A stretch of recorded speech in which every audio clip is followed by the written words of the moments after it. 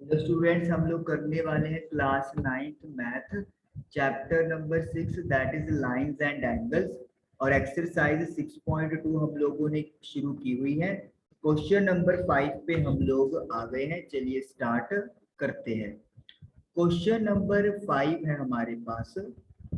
हमें फिगर दी हुई है जिसमें ए बी जो है वो सी डी के पैरेलल है।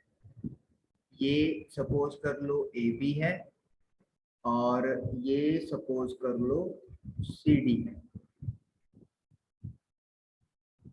This is A B and this is C D और ये लाइंस आपस में पैरेलल है। A B is parallel with C D. उसके बाद angle A P Q 50 degree है। ए पी क्यू कैसे है? लाइक दिस, ये पॉइंट P और दिस पॉइंट इज Q। तो ये ए पी क्यू एंगल बन गया है 50 डिग्री का। ये गिवन है। P R D 127। P R D कैसे बनाया हुआ है? Like this, this is point R। तो ये पी आर डी एंगल दिया हुआ है 127 degree. Find X and Y. X हमारे पास ये वाला एंगल है और वाई हमारे पास ये वाला एंगल है। तो चलिए स्टार्ट करते हैं इसका सॉल्यूशन कि किस तरीके से हम लोग ये एक्स एंड वाई फाइंड करेंगे। देखिए ए बी जो है वो सी डी के पैरेलल है। ये हमारे पास चीज गिवन है। और जो पी आर है वो एक ट्रांसवर्सल का काम कर रही है। P R is a transversal. तो इसका मतलब क्या हो गया? Angle A P R is equal to angle P R D. उसका रीजन क्या लिखेंगे? Alternate interior angles are equal. Alternate interior angles equal है। अब जो एंगल ए पी आर है वो दो हिस्सों में डिवाइडेड है। A P Q plus Q P are. Q P are मतलब ए पी आर ये वाला एंगल और क्यू पी आर ये वाला एंगल। तो हमने ए पी आर को दो हिस्सों में लिख दिया। It is equal to angle P R D. तो P R D as it is लिख देंगे। अब ए पी क्यू की वैल्यू 50 डिग्री हमें गिवन है एंड क्यू पी आर की वैल्यू हमारे पास y है और पी आर डी की वैल्यू 127 दी हुई है। तो क्या हम लोग y कैलकुलेट कर सकते हैं? 50 को उधर लेके जाएंगे तो माइनस हो जाएगा।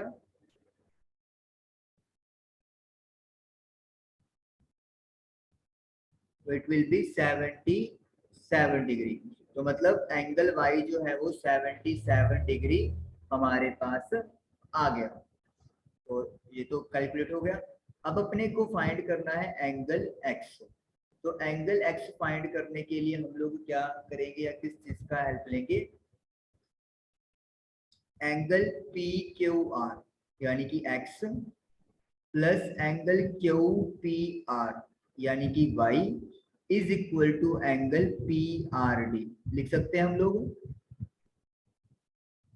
सम of two interior angles is equal to opposite exterior angle. तो इन दोनों के एंगल का सम ऑपोजिट जो सामने होगा इनके एक्सटीरियर एंगल के इक्वल होता है। तो पी क्यू आर की वैल्यू एक्स जो हमें फाइंड करनी है, क्यू पी आर वाई है और पी आर डी की वैल्यू 127 दी हुई है। तो जो y है वो हमने कैलकुलेट किया है, दैट इज 77 को जब राइट साइड भेजेंगे तो माइनस हो जाएगा, तो इट विल बी 50 डिग्री। तो इट मीन्स x की वैल्यू 50 डिग्री आ गई और y की वैल्यू 77 डिग्री आ गई, और यही वैल्यू हम लोगों ने पता करनी थी। तो क्वेश्चन नंबर 5 हमारा डन हुआ। चलिए अब करते हैं क्वेश्चन नंबर 6। क्वेश्चन नंबर 6 क्या है? फिगर में PQ and RS are two mirrors placed parallel to each other। दो मिरर्स बनाए गए हैं,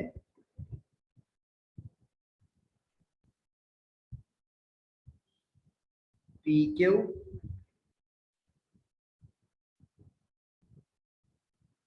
and RS।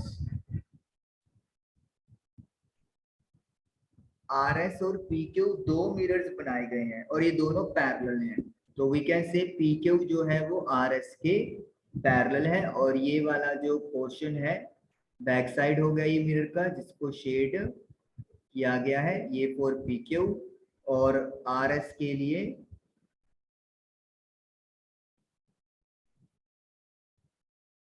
it will be like this। तो अब incident ray AB strikes the mirror PQ at B।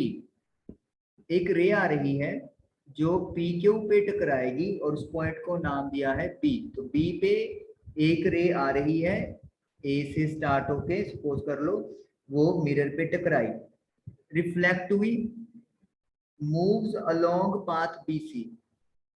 तो इस पाथ के थ्रू वो चली है और ये पॉइंट उन्होंने C बोला है, and strikes the mirror RS at C। RS को वो C पे टकरा रही है, and again reflects back along CD, और फिर यहाँ से टकरा के वापस हो जाएगी along the direction CD, like this। Now prove that AB is parallel to CD।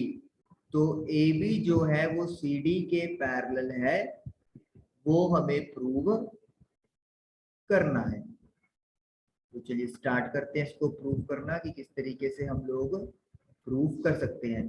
तो पहले तो हम लोग क्या करेंगे, कंस्ट्रक्शन करेंगे।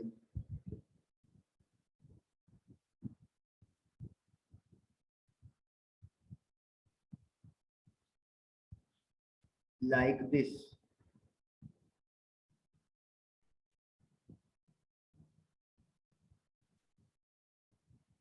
तो सपोज कर लो ये BM है और ये N है, तो हम लोग क्या लिखेंगे, draw MB perpendicular to PQ, draw NC perpendicular to RS। तो हमने ये परपेंडिकुलर ड्रॉ कर ली। उसके बाद MB parallel to NC। MB जो है वो NC के पैरेलल है, बिकॉज बोथ आर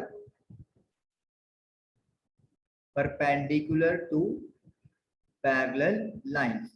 जब दो पैरेलल लाइंस की बात हो रही है और उनके परपेंडिकुलर की बात करेंगे तो फिर वो आपस में क्या होंगे, पैरेलल होंगे। तो MB जो है वो NC के पैरेलल हो गया क्योंकि दोनों परपेंडिकुलर गिराए हैं पैरेलल लाइंस के ऊपर। और जो BC है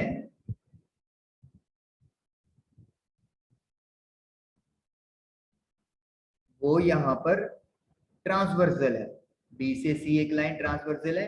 तो इससे क्या होगा, इससे ये होगा, अगर हम लोग इसको एंगल 1 लिख लें और इसको एंगल 2 लिख लें, तो angle 1 is equal to angle 2, alternate interior angles are equal. Alternate interior angle जो है वो इक्वल हो गए। उसके बाद एंगल 1 और 2 इक्वल है। अगर हम लोग इसको एंगल 3 नाम देते हैं और इसे अपना एंगल 4 नाम दे देते हैं, तो एंगल 1 और 3 आपस में इक्वल होंगे, एंगल 2 और एंगल 4, यानी ये दोनों एंगल आपस में इक्वल हैं और ये एंगल आपस में इक्वल है। ये किस वजह से है? Laws of reflection. मिरर में लॉज होते हैं और रिफ्लेक्शन का लॉ क्या होता है? Angle of incidence is equal to angle of reflection. तो इसीलिए 1 3 के इक्वल है और 2 4 के इक्वल है। अब हमें ए बी और सी डी को इक्वल प्रूव करना है, सॉरी पैरेलल। तो इसका मतलब है हमें 1 में 3 ऐड करना पड़ेगा और 2 में 4 ऐड करना पड़ेगा ताकि ये वाला एंगल इसके इक्वल हो जाए। तो इसका मतलब हम लोग क्या लिखने वाले हैं? We can say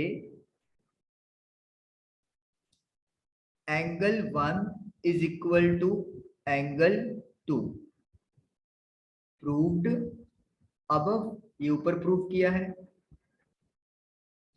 angle 3 is equal to angle 4, angle 3 angle 4 के इक्वल होगा। कहां से?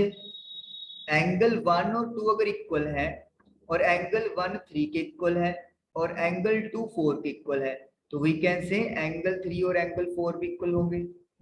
तो हम लोग लिख सकते हैं फ्रॉम 1 2 एंड 3। 1 और 2 इक्वल है, 1 की जगह 3 लिख दो क्योंकि 1 3 के इक्वल है, 2 की जगह 4 लिख दो, तो 3 और 4 इक्वल हो गए। तो हमने वही चीज यहाँ पर लिख दी। अब इनको ऐड कर दो। जब ऐड करेंगे तो 1 3 में ऐड होगा, 2 4 में ऐड होगा। अब अगर आप 1 को 3 में ऐड करोगे तो ये बन जाएगा एंगल ए बी सी और ये बन जाएगा एंगल बी सी डी। तो ये वाले एंगल इक्वल हो गए।